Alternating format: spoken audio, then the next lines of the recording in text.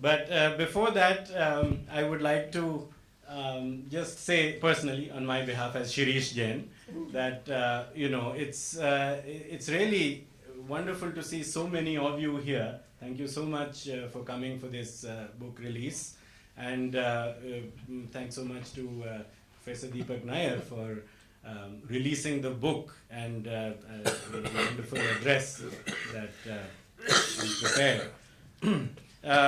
There is I would like to convey the message from my father that there's nothing to be very worried about. He has an infection and it's being taken care of.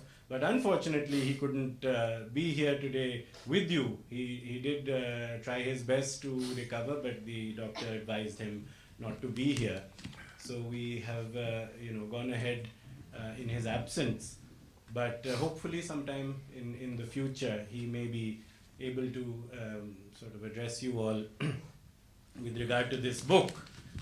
As for myself, this is a wonderful opportunity where so many of my father's former sort of colleagues, students, and friends of the family are here, as well as relatives, and also so many of you who I'm sure are now sort of engaged in research and scholarly work.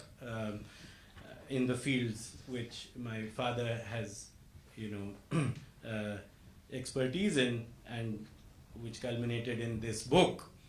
I actually was born in Oxford while my father was teaching at Oxford University, and I did also myself go ahead and study sociology in Delhi University and in D School, and went on to study anthropology at the University of California at Berkeley. As Professor Tripathi here mentioned that in my introduction, that probably is more relevant.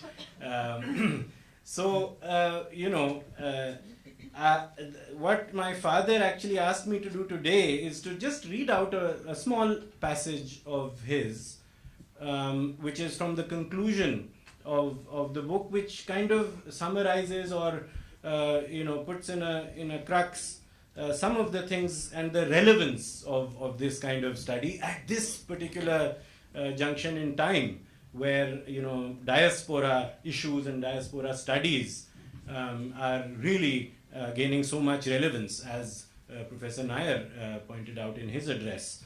So this is I'll read out now from the conclusion.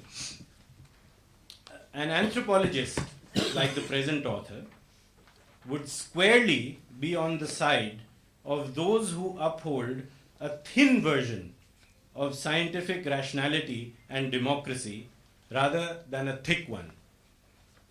If it is clear that those scientists and historians, to speak nothing of the literatures, who rebel against the silence, if not complicity, of the ruling establishment in the face of instances of fundamentalist intolerance, are protesting against voices and activists who seem to distort the Indian civilizational heritage politically in an anti-democratic, fascist direction.